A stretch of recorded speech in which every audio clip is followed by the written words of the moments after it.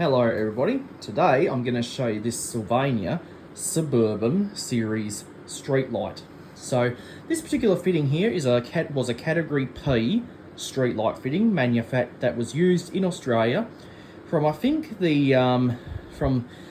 this was introduced probably in 2005 or probably 2010. I don't really know, but this particular fitting here was just a different variant to the Sylvania Urban. Now, the difference between this and the Urban is the shape here. As you can see, this one here is more rounded, as the Urban is more of a square shape. Another difference is that the diffuser is hinged here on the actual chassis instead of it being hinged here. And also, this fitting only has two stainless steel clips that hold the diffuser shut, as where the Urban had three. So that's one difference. And another difference is the reflector assembly is different. And of course the socket is different. This one here has a plastic socket, as the Urban had a ceramic socket. But otherwise the fittings are very similar in design. And I have the Urban right here on the bed, so you get an idea. So this is the Urban, and I did show you that in the previous video. But as you can see, there is a little difference between this and of course that. The difference is of course, this one has the hinge at the top. It's not hinged down the bottom. It's got three stainless steel clips. Another thing is that the head is more square, and of course it's got a ceramic socket, and it doesn't have that reflector down the bottom. So that's the Urban, also I think known as the B225. So this one here is the Suburban, which I think might be the B226, but I'm not 100% sure about that. So this, of course, joined up with the Urban to replace the Sylvania B224 series. So that, because Sylvania wanted their Category P fittings to be the same design as the Category V, the Roadstar, so they came out with this and, of course, that. The Urban came around in 2000, okay, as where this, I think, came around a little later. So, of course, this is a street light, and this one here is a high intensity discharge street light, but you could also get it in a CFL. This one here is mercury vapour, but you could get metal halide and of course high pressure sodium. So this is the one here is what I've got, and this particular fitting here was out in my district before LEDs took over. And that was back in 2016, so it's now 2026. So I've had this fitting for about a decade now, and it is still holding up well. And I'm also going to try to resist staying okay a lot in this video, because I do get criticised about that. And I did get a comment saying, am I redoing my streetlight videos? Technically, yes, I'm redoing quite a few of them, since there has been some changes to the fittings. And also, I'll give you a little bit more detail. So this particular fitting here, we'll have a look around it. So this particular fitting here we have the photoelectric cell. It takes the D2 type photo cell, which is this right here, which looks very similar to a fluorescent light starter. The only difference is that it's a little bit bigger and it has an extra pin in the middle. Down in there you can see the receptacle, and as you can see there is a little track there, because this photo cell has this little notch, and that lines up with that track, so you only put it in the one way. So that is one thing about that. Okay, and on the fitting here it says M80, as in mercury vapor 80, as in D as in diffused, because it has a phosphor coated globe in it. If it had C, it would be a clear globe. And of course 14 is the year that this was made. So this was made in 2014. So I was in high school when this was installed. So this fitting is essentially now 12 years old, but it still works and it's still doing very well. Now, unlike the Urban, I didn't have to repaint this, so that's why it's still got the original stamping. I didn't have to repaint any of it, so because it was in a lot cleaner than what the Urban was. The ballast is right here, of course, and there are lots of holes. That's because the wattages may vary. So you might have a different sized ballast depending on the wattage you're using. So that's why they give you the extra holes, so you can mount a different sized ballast in there. And when I got this, the ballast was originally held in with pop rivets. I don't know why they didn't just use nuts and bolts. It's a lot easier to use these, because if the ballast ever went bad, you could just simply unscrew it and put in a new one, as opposed to having to drill the rivets out to replace it. But unfortunately, Sylvania chose to use pop rivets, which is actually quite annoying. All right, so moving over here, we have our globe area. The diffuser on this is held on by 2 stainless steel clips here, and I'll undo these so I can show you. Now these of course were also riveted on, but I drilled the rivets out and replaced them with bolts just because it's easier to remove them, and especially if one breaks, it's easy to replace. So we undo them, and then this diffuser will open right up, and of course it will actually come right off as well. So that's the diffuser there. Now this you cannot interchange with the urban diffuser because they're completely different designs. So that's the difference there. You can't interchange them. So if you have a urban diffuser, it won't work with this, just like how this won't work on the urban. So that's one thing you have to take in mind. So with the diffuser off, we now have the globe compartment. So this Suburban has different reflectors to the Urban. It has a reflector here, which is something we don't have on the Sylvania Urban. It's like that, maybe so. It's designed to block the light from coming this direction. I think that's probably so houses don't get as much glare when it's dark. That's probably the reason of it. The socket in this is actually plastic, as where the Urban had a ceramic socket. So that's a difference there. And down in there you can probably see the wires for the that go into the ballast area, and I'll show you that shortly. And this is held on with a plate as well, a metal plate. So you can probably put an E40 socket in here, so you could run a like maybe a bigger globe. And these reflectors are actually held on with what looks to be like these clips here. They're not E clips or Sir clips, but they're kind of interesting. It would have been, because as with the Urban, it's held on with screws. This one here, it's clipped on. So that's one difference. Down there you can see the information sticker, of course.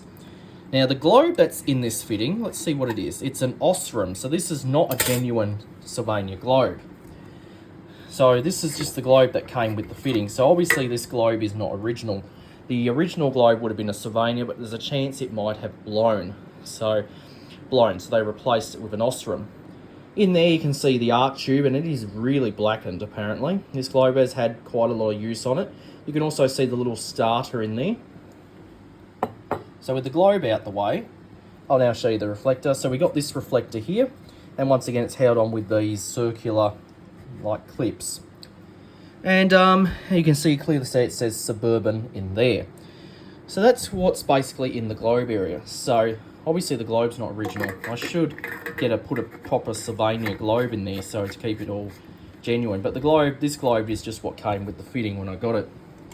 And there you can see where the diffuser hinges on, just down here. You can see a hole. You can probably see one of the cables in there. So I'll take the back cover off, and we'll take a look inside to take a closer look.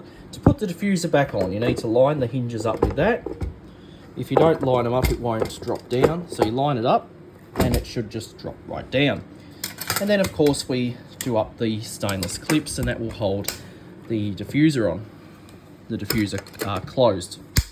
All right, so now like the Urban, the gear cover is polypropylene, and it's held on by these 4 you could say claws, you could say. So to take the cover off, you need to depress these claws. Before I do, I'll show you the spigot entry, which is there. And that's where you run your arm or your pole through, and then you've got your 2 bolts that you use to clamp it in place. So let's undo this cover, and we'll take a look at the control gear area. Now before I take the cover off, this is what the top of the fitting looks like, as you can see. So this is the top of the Sylvania Suburban fitting. As you can see, the head here is more rounded, as the Urban it's more square shaped. So there is a difference right there. But the cover on the top is the exact same as the Urban, so this does interchange. So you can use it with the Urban if you need to. So you simply just lift that off like so. And now we have the control gear area or compartment. And here we have the ballast. This is which is actually made by CMP. Some of the others are made by APCO. So this is an 80 watt mercury vapor ballast, but the extra holes do allow you to accommodate a different one, maybe a metal halide or a high pressure sodium ballast. And there's probably some areas where you could put a starter and a capacitor so you could run metal halide or high pressure sodium globes. We have our 2 spigot bolts right here, as you can see. Here we have the terminal block. Here we have the photocell receptacle. And of course we have the 2 wires which go into the globe compartment, into the globe itself. The brown wire, of course, is live. The blue is neutral. On the photocell, we have red, which is our live.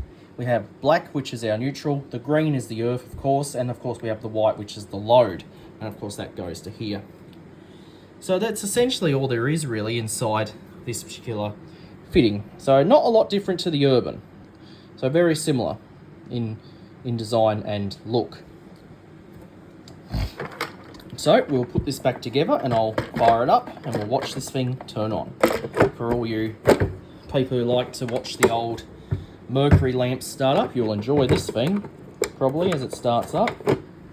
Apparently that's not lining up. You just got to make sure you get those claws to line up because otherwise that won't snap on. So you just push those on. And those are pretty good because you don't need a screwdriver to get to the gear. All right, let's flip this around. Now, before we fire it up, it wasn't just roads these were used on. These were also used in factories, schools, and areas like that for security lights as well. And there was also a 42 watt CFL version, which came later as an eco option. But of course, that's no longer made now since LED has taken over. All right, so let's turn off the lights in here. And now we'll fire it up. Here we go. Oh, better take the photocell out because otherwise it will cut out. Now, when you turn it on, the mercury vapor globe puts off a nice pink colour. As it warms up, it starts to turn white. As where metal halide globes put off a neutral white colour and high pressure sodium puts off an orange colour. Mercury vapor puts off kind of like a daylight colour, I think. But that's what this puts off. So I still remember when I was in primary school, these fittings being used on all the category P roads in my area, alongside the Urban. But since LED has taken over, you don't really see these anymore. You'll probably still find them in places where they might have been missed, or you'll probably find them with in the places that use the CFL version, like in the Cardinia district, for example. But those are slowly being changed to LEDs now. So yeah, these are apparently pretty much being phased out. They are pretty much almost obsolete alongside the Urban, but they're good collector's items. So Sylvania doesn't make these now, but they are collectible. So like I said, you could get this in mercury vapor, metal halide, high pressure sodium, and of course compact fluorescent. And you can also run an LED GLS globe in this fitting as well, because it's just got the standard E27 base. And that's warming up. Now you've got to be really careful because these do get really hot during operation and you can actually burn your hand on it if you're not careful. So if you do change the globe, make sure the fitting is off and has cooled down. Otherwise, you'll burn your hand.